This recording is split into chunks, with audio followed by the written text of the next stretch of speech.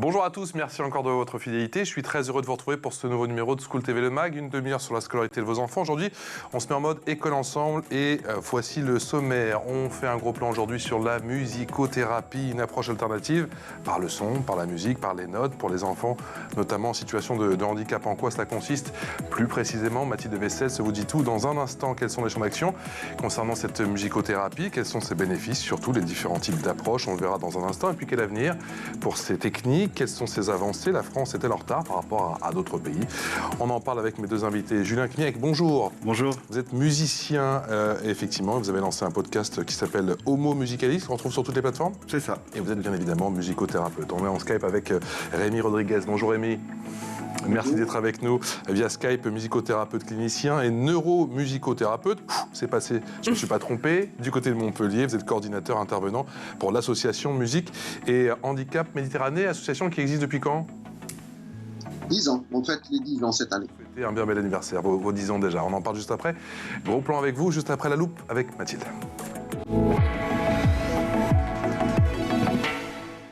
Salut Mathilde. Salut, ça va? C'est cool. On parle thérapie, on parle surtout Oui, musique. de musique, effectivement. On parle de musicothérapie. Il s'agit d'une méthode, d'un outil pédagogique aussi bien à destination des enfants que des adultes. On en parlera tout à l'heure. On peut constater de réels bienfaits pour les personnes atteintes de handicap en ce qui concerne les troubles d'apprentissage, les déficiences intellectuelles ou encore l'autisme. C'est réellement efficace. La musicothérapie utilise la musique pour établir une relation en fait thérapeutique entre une personne et son thérapeute. Et ça a des effets immédiats? Oui, tout à fait. Ça aide énormément pour plein de choses, notamment la mémorisation, la concentration, calmer l'anxiété aussi. Mais la musicothérapie est aussi excellente pour stimuler et motiver la parole. D'un point de vue physique, la musicothérapie, waouh, c'est dur à dire, soulage aussi les douleurs constantes ou récurrentes. Elle peut aider à gérer par exemple la maladie de Parkinson ou encore d'Alzheimer. Ouais. Elle réduit la dépression aussi chez les personnes âgées. Elle réduit les symptômes des troubles psychologiques. Quels sont les objectifs, quelles sont les missions de la musicothérapie? Bon, alors évidemment, souvent, le but est d'améliorer les habiletés sociales, les émotions ou encore la coordination. Mais elle se base sur le développement de plusieurs choses, vous allez le voir. Des habiletés de communication, c'est-à-dire les sons, les gestes, habiletés sociales, comme par exemple établir un contact visuel. Il y a aussi les habiletés sensorielles, par l'écoute, le toucher, habiletés physiques, habiletés cognitives pour la concentration et habiletés émotionnelles. Et puis, la musicothérapie peut aussi être utilisée dans les hôpitaux, par exemple, pour réduire les souffrances pour les personnes qui sont hospitalisées. Il y a des preuves scientifiques? Oui, d'après les études, enfin plusieurs études, le rythme stimule les muscles d'une personne et aide réellement les personnes atteintes de plusieurs troubles. Et certaines peuvent même ressentir l'envie de tenter des mouvements physiques pour des personnes handicapées, vraiment physiques. Elles peuvent avoir l'envie, en écoutant de la musique avec les rythmes, etc., de bouger, tout simplement. Plusieurs sortes de musique, plusieurs sortes d'instruments, on en parle dans un instant, de sons, bien évidemment, de notes. Il y a aussi plusieurs méthodes, j'imagine, plusieurs approches. Alors en fait, ça varie, on va en parler justement avec vous, ça je vous laisserai en parler, mais ça varie en fonction des thérapeutes, mais aussi en fonction des personnes qui viennent vous voir, enfin des patients, je ne sais pas si on peut les appeler les patients, vous le direz tout à l'heure. Il y a notamment la musicothérapie passive ou active. Toutes les deux sont vraiment différentes. Vous allez, je pense, en parler dans un instant. Et on sait d'où ça vient? C'est né où, la musicothérapie? Alors, on parle de musicothérapie après la Seconde Guerre mondiale en Europe et en Amérique. Des chercheurs font des tests sur des vétérans de guerre et des enfants en situation de handicap. L'objectif, il est évidemment de comprendre l'impact de la musique sur le corps et l'esprit. Et il faut savoir qu'au Québec, des musicothérapeutes étudient les sons dans des centres hospitaliers, des écoles, des centres aussi de réadaptation ou des centres de santé communautaire. C'est vraiment très établi là-bas. Allez, on en parle tout de suite. L'expression orale avec nos invités.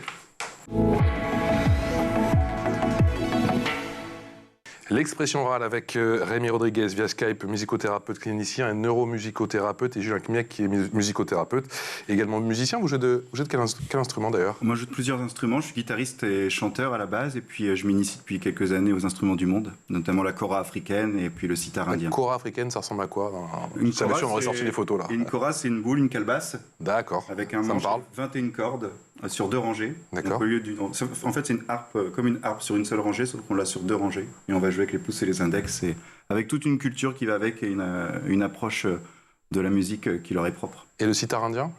Le sitar indien, c'est comme une guitare. C'est aussi fait avec des calebasses aussi. D'accord. Et c'est un manche avec... Vous aimez bien les sonorités que donne la calebasse, je sens, effectivement. Bah, alors, c'est pas moi, apparemment, c'est quelque chose qui nous suit depuis assez longtemps. Puis c'est robuste et ça permet de faire des instruments de différentes catégories. Rémi Rodriguez, quelle est votre définition à vous de la musicothérapie? Ben, globalement, ce qui a été dit est assez juste. L'objectif, clairement, en tout cas, est d'améliorer la qualité de vie des personnes qui nous sont confiées. Je vais rectifier quelque chose en disant qu'effectivement, si la musicothérapie, la discipline en tant que telle, est apparue après la Seconde Guerre mondiale aux États-Unis et aussi en Angleterre, la musicothérapie laisse des traces en fait depuis toujours, puisque du coup dès la Bible et dans des écrits indiens et chinois de l'Antiquité apparaissent en fait les premières pratiques d'utilisation de la musique dans le son. Donc une définition de la musicothérapie, c'est l'utilisation de tous les éléments musicaux, que ce soit l'écoute, les instruments, le jeu, pour améliorer la qualité de vie des personnes. Comment, tout simplement. Comment vous en êtes venu justement à pratiquer, à devenir musicothérapeute? C'est toute une histoire de vie. Vous l'avez toujours été au final?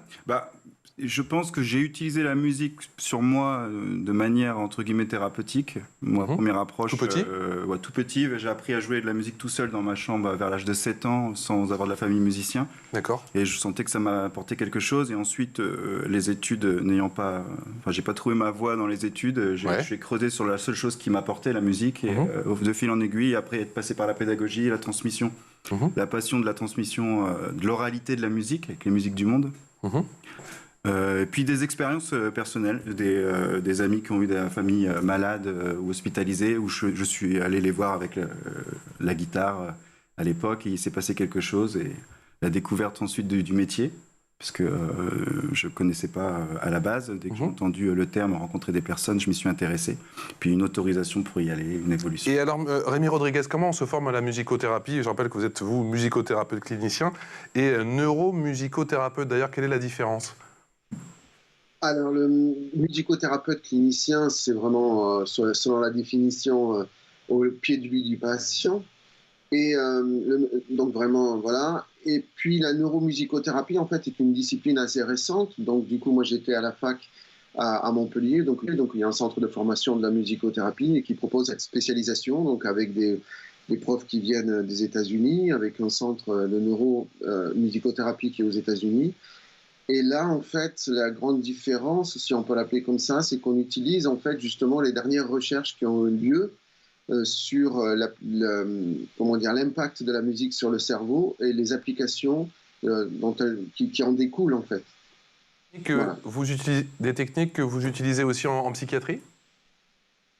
Alors moi, j'ai travaillé en psychiatrie pendant plusieurs années. Les techniques de neuromusicothérapie sont plus liées, par exemple, aux personnes qui ont fait des AVC, vous voyez, à des développements des enfants, aux personnes qui sont Parkinson.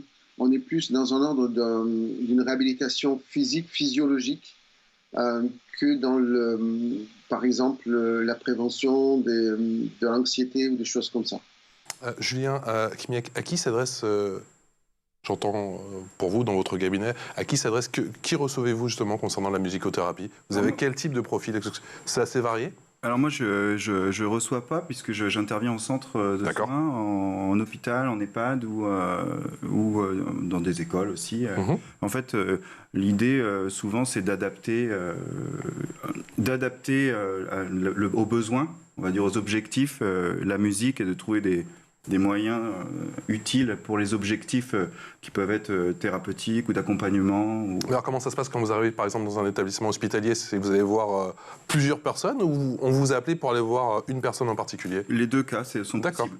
Alors le plus souvent, c'est du chambre en chambre. Là, en ce moment, j'interviens en pédiatrie. Je viens, on me fait un brief de l'âge des enfants, pourquoi ils sont là, et puis je passe de chambre en chambre, passer un moment avec eux, et on s'adapte à chacun. Et alors, quels sont le type d'activités thérapeutiques que vous prenez justement à l'hôpital avec les enfants, et comment vous établissez des objectifs thérapeutiques? Alors là, c'est en fonction du service. Ça va être en fonction aussi là, par exemple, en pédiatrie, c'est très large parce qu'on a des enfants de différents âges en fonction des chambres. Et donc, ce que je fais, c'est que moi, j'emmène donc l'instrument que je vous parlais, souvent la kora africaine, qui est une harpe. Les harpes ont des sonorités qui ont tout de suite à l'écoute des vertus apaisantes pour quasiment la majorité des oreilles qui les écoutent. Et puis, l'instrument a un aspect découverte et curiosité. Donc il y a l'aspect touché aussi. Voilà, ça me permet de pouvoir le faire essayer, écouter et rentrer en contact avec cet instrument au milieu entre nous. Rémi Rodriguez, comment se passe une séance avec vous? Excusez-moi. Rémi Rodriguez. Rémi, comment se passe une séance avec vous? Quelles sont les différentes étapes et comment vous établissez justement ces objectifs thérapeutiques? Alors, du coup, je travaille à l'hôpital, mais dans un contexte un peu différent. Donc en pédiatrie aussi, mais j'appartiens à un service qui est spécialisé sur la prise en charge des douleurs chroniques chez l'enfant et sur les soins palliatifs. Donc du coup, c'est l'équipe médicale en fait qui me fait une orientation pour aller voir un patient. Je passe de chambre en chambre. Je ne fais pas toutes les chambres d'un étage. En fait, je ne vais à la rencontre d'enfants qu'en fonction des indications qui m'ont été données, des problématiques qui m'ont été données. Et donc du coup, je rencontre l'enfant et en fonction de ça, je vais établir voilà, un profil, je vais faire un bilan et du coup, tout va dépendre en fait de l'enfant, de son âge, de ses capacités, de ses douleurs, de son niveau de communication. Et je vais établir un plan et après, je vais faire un compte rendu et puis au fur et à mesure, on va faire évoluer tout ça avec le retour de l'équipe, quoi. Je comprends. Mathilde? Non, mais j'ai du mal à comprendre comment se passe une séance de musicothérapie, en fait, quand vous arrivez dans la chambre d'un enfant ou d'un patient, en tout cas. Comment est-ce que ça se passe? Alors, j'ai bien compris, vous parlez avec lui, vous essayez de voir, de comprendre pour poser peut-être pas un diagnostic, parce que c'est un médecin, mais enfin bon, bref, en tout cas, pour comprendre un peu comment l'aider. Mais comment ça se passe? Vous êtes avec l'instrument, vous jouez de la musique, est-ce qu'il y a un échange? J'aimerais juste comprendre comment se passe réellement une séance. En fait, c'est à chaque fois différent, forcément. Oui, et c'est par exemple, ça va être déjà de rentrer dans la chambre, donc la porte peut être fermée ou ouverte. D'accord. On essaye souvent en musicothérapie, je ne vais pas faire de généralité parce que chacun travaille différemment, mais on essaie d'être dans quelque chose de plus non-verbal que verbal. Même si, ça arrive de dire bonjour quand même. Et des fois, je commence à jouer dans le couloir. Et je vois qu'il va y avoir une accroche visuelle sur l'instrument. Moi, en plus, donc, j'utilise un instrument qui attire. Et ensuite, voilà, je vais essayer je vois qu'il y a une écoute, quelque chose qui se passe entre l'instrument, l'enfant et moi. Ensuite, ça me permet d'arrêter, de pouvoir soit rentrer en communication, soit de continuer, ou d'être dans une forme de proposition. Après, donc, en fait, ce qui se passe, c'est que là, le fait d'arriver, le fait de proposer va engendrer quelque chose. Et c'est justement ce quelque chose sur lequel on va rebondir.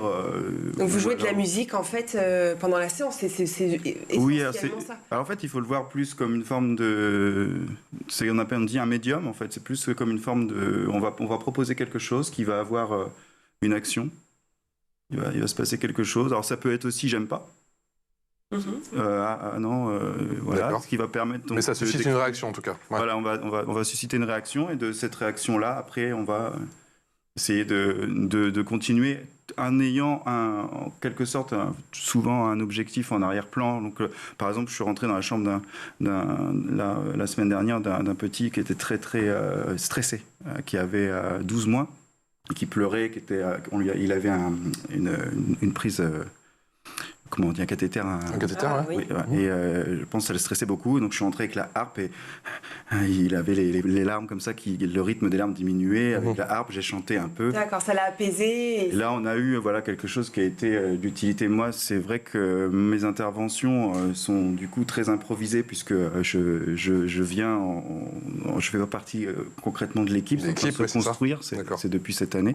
D'accord. Donc ensuite, on détermine un peu des grandes orientations. Mais là, sur le point, là, ça lui l'a apaisé, par exemple, sur l'anxiété. Mais je ne savais pas, en ouvrant la porte, ce qui allait se passer. Rémi Rodriguez, on a compris que la musicothérapie peut avoir des effets sur le plan émotionnel. Ça semblait assez évident. Mais c'est également le cas sur le plan physique, en termes de motricité? Oui. Donc, les études le montrent. Donc, c'est la neuromusicothérapie. Pour rebondir sur ce qu'a dit mon confrère, effectivement une des utilisations de la musicothérapie à l'hôpital est surtout la compliance aux soins. C'est-à-dire que les enfants vont se retrouver dans l'environnement de l'hôpital avec des aiguilles, si on veut simplifier comme ça, des machines, et que nous, on va arriver avec notre musique, donc quel que soit l'instrument qu'on va utiliser, pour que l'enfant en fait puisse s'apaiser. On va pouvoir le décentrer de manière à ce que les soins techniques puissent se passer au mieux pour l'enfant, mais aussi pour les soignants. Et moi, je travaille en particulier dans un service de dialyse pédiatrique où justement au moment des branchements des machines, décentrer l'enfant en fait du geste technique qui se déroule est très apaisant, que ce soit pour l'enfant et aussi pour les soignants. Concernant en fait, tout ce qui est moteur, oui, l'impact, les études ont montré en fait qu'il y a une synchronisation qui se fait avec le rythme. Donc du coup, par exemple pour le cas des malades Parkinson, quand ils suivent un rythme, ils peuvent améliorer leur marche. Et dans le cas des AVC aussi, dans le cas des hémiplégies, on peut aider à récupérer par exemple un membre qui est touché par l'AVC en stimulant en fait par la musique. Est-ce qu'il y a une part de magie dans votre métier ? Je pense qu'il y a, d'un point de vue depuis longtemps extérieur, je vais dire, de personnes non musiciennes par rapport à la musique, il y a toujours ce côté un peu magique, dans le sens où, comme mon confrère le dit, vous l'avez dit aussi, c'est que les études sont récentes. Et on peut avoir des résultats que depuis qu'on peut observer le cerveau humain et puis aussi s'intéresser scientifiquement au rapport avec la musique. Donc c'est assez récent. Donc forcément le mot magie revient des fois, mais c'est pas du tout magique ce qui se passe. Au final, ce qu'on comprend, c'est que en fait on actionne des choses qui sont inhérentes aux relations sociales. Qui sont en fait la musique serait donc la matière avec laquelle on a fabriqué les relations sociales et le langage, parce que le langage est une forme de musique à part entière.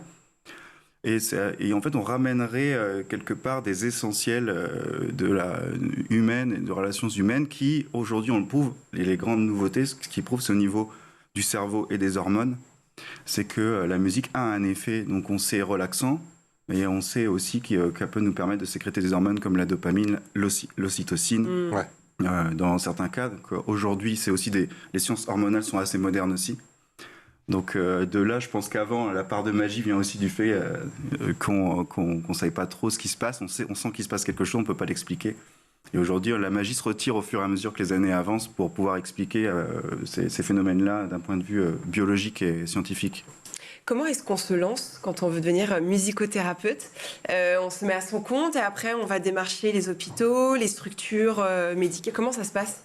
On peut avoir son cabinet aussi ? Voilà, on peut ouvrir son cabinet. Alors c'est vrai que... C'est reconnu, musicothérapeute ou pas ? Alors c'est pas reconnu en tant que métier à part entière, c'est reconnu en tant que pratique secondaire à l'échelle nationale. C'est comme une activité secondaire, je sais pas. Hypnothérapeute, c'est voilà, ça. Oui, voilà, par exemple, c'est dans ces catégories-là. C'est en mouvement. Dans d'autres pays, ça a été un peu plus reconnu, comme au Canada, en Suisse. Québec, Comme d'habitude, on est toujours un petit peu en retard. Et je pense aux États-Unis, dans certains endroits. Et nous, c'est en voie, mais sur le terrain est différent, en fait. La reconnaissance du métier et l'action sur le terrain, c'est différent, puisque ça va beaucoup plus vite sur le... Bien sûr. Sur le terrain, ça se met en place. Vous travaillez facilement, c'est ça que je Oui, il y a de plus en plus de demandes. Des régions en France où c'est plus ou moins développé. Moi, c'est chez moi, d'où je viens, dans l'Oise, à Compiègne. Donc, je fais partie du lancement en ce moment, du développement. Et il y a déjà plusieurs personnes qui sont allées se former. D'accord. Et après, il y a c'est beaucoup une activité libérale, donc cabinet, entreprise, donc pour se lancer, comme vous l'avez dit, avec cette dynamique de trouver des clients comme un entrepreneur au final. Rémi Rodriguez, est-ce qu'il y a un manque de reconnaissance concernant la musicothérapie en France ou est-ce que les choses sont en train de changer ? Vous le sentez ? Le manque de reconnaissance, il n'est pas tellement lié qu'à la musicothérapie en fait. On est dans un contexte, nous, on fait partie d'interventions non médicamenteuses, c'est comme ça qu'on les appelle. Alors, il peut y avoir aussi l'activité physique adaptée, l'hypnose et tout ça. Et la grande difficulté à l'heure actuelle, c'est une reconnaissance générale, en fait, de ces interventions non médicamenteuses. Parce que d'abord, elles ont du mal à être cotées par la sécurité sociale, puisque du coup, elles sont individualisées.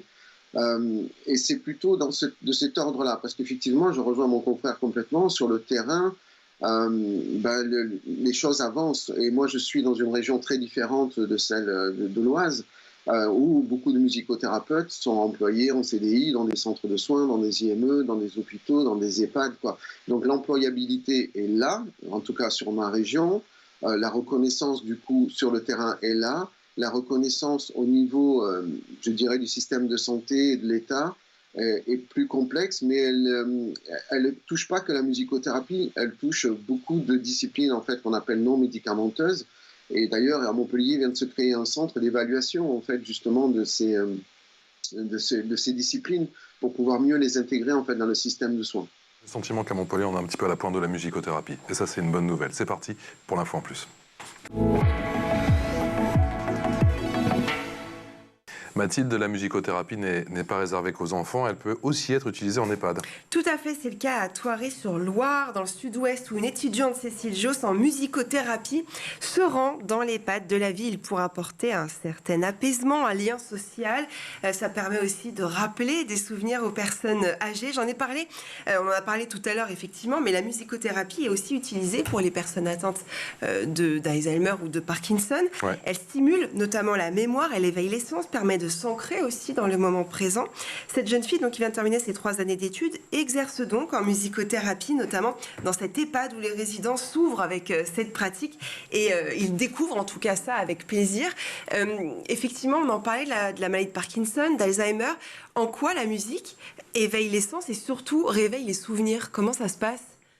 En fait, on fait des associations entre nos émotions et la musique. Surtout depuis le ventre de la mère. Il faut savoir que l'ouïe, c'est le premier sens qui s'éveille dans le ventre. Donc on va faire des associations à partir de ce moment-là, et surtout à l'adolescence, où là on va avoir notre système émotionnel qui va, entre guillemets, s'accentuer, presque exploser pour certains. Enfin, on ne sait pas trop le contrôler. Et ça, c'est propice à aller chercher dans l'extérieur, avec la musique,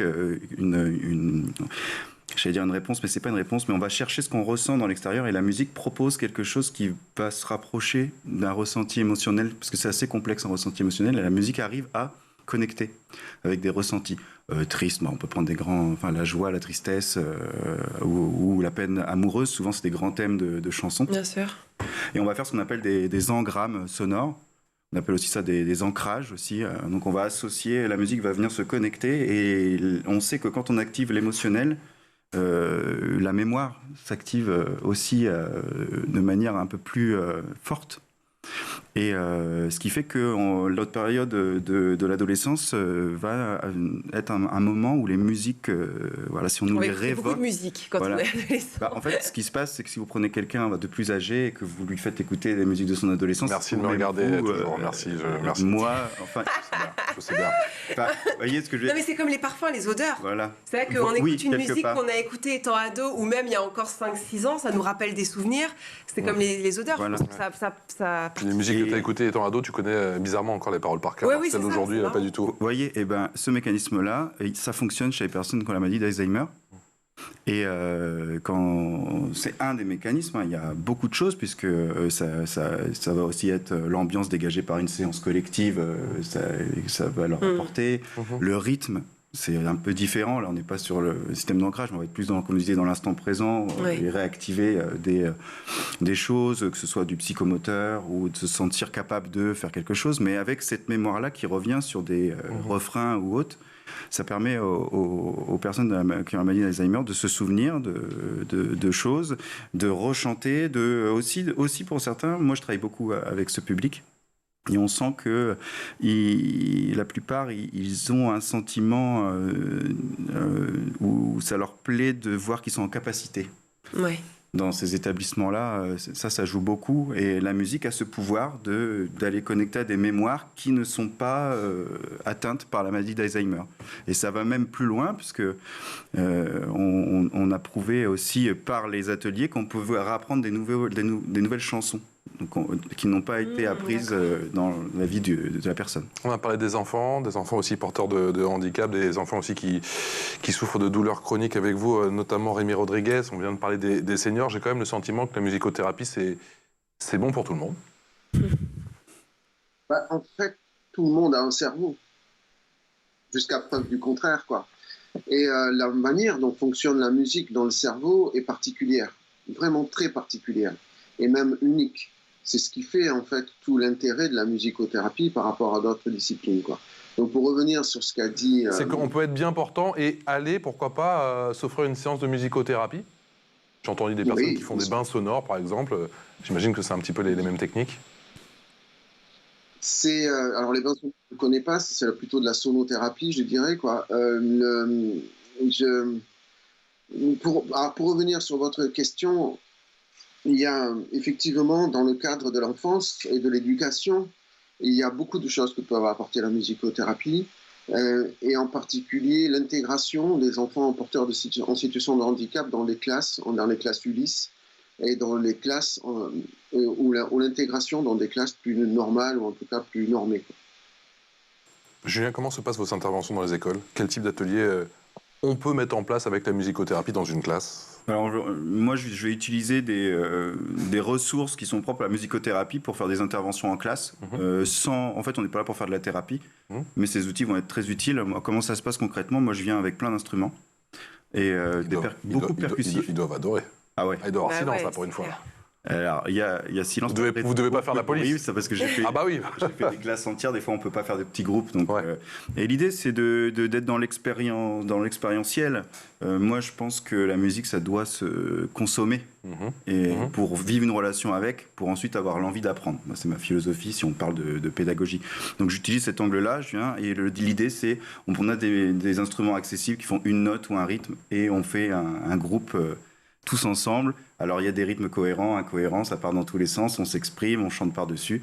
Et ensuite, je leur fais découvrir des sonorités ou des sons, c'est comme ça. Comment ça se passe Homo Musicalis, votre podcast? Très bien, j'en suis au 2e épisode. On a fait un épisode où en fait je propose à des intervenants qui sont spécialisés. Là, j'ai fait un premier épisode sur l'éveil musical. D'accord. Et ensuite, j'ai un épisode sur l'improvisation avec des musiciens de jazz, improvisateurs. Et puis on échange. Voilà, c'est le lancement. Donc écoutez sur toutes les plateformes, effectivement. Allez découvrir effectivement Homo Musicalis. Rémi Rodriguez, est-ce que la musicothérapie doit faire un petit peu son autopromo aujourd'hui? Est-ce qu'il faut vous faire un petit peu plus connaître, même si j'ai le sentiment qu'à Montpellier, c'est en train de se mettre en place? L'autopromo, je ne sais pas. On fait ce qu'on peut, nous, à notre échelle, pour vous faire connaître, c'est vrai, mais on a le sentiment qu'il y ait... Oui, merci pour l'invitation. Nous, notre principal... je pense que l'autopromo, elle se fait seule, en fait, par la pratique, et que tous les gens qu'on rencontre, nous, on sait que cette année, avec l'association, on touche à peu près 600 personnes, quoi. Donc, du coup, l'autopromo, elle se fait essentiellement, en fait, par la rencontre avec les gens, et du coup, par l'apport que ça peut avoir, quoi. Donc, du coup, la demande, ou en tout cas, l'espoir qu'on pourrait avoir, c'est effectivement plus de reconnaissance, plus qu'une reconnaissance, je dirais, plus officielle qu'une promotion, en fait. Merci à tous les deux. Merci Rémi Rodriguez, qui est musicothérapeute clinicien et neuromusicothérapeute à Montpellier, coordinateur intervenant pour l'association Musique et Handicap Méditerranée, et à Julien Kimiek, qui est musicien et musicothérapeute et qui a lancé, donc on le rappelle, son podcast qui s'appelle Homo Musicalis. Merci à tous les deux. Merci la chère Mathilde. On se retrouve demain pour un nouveau numéro de School TV Le Mag. Excellente journée.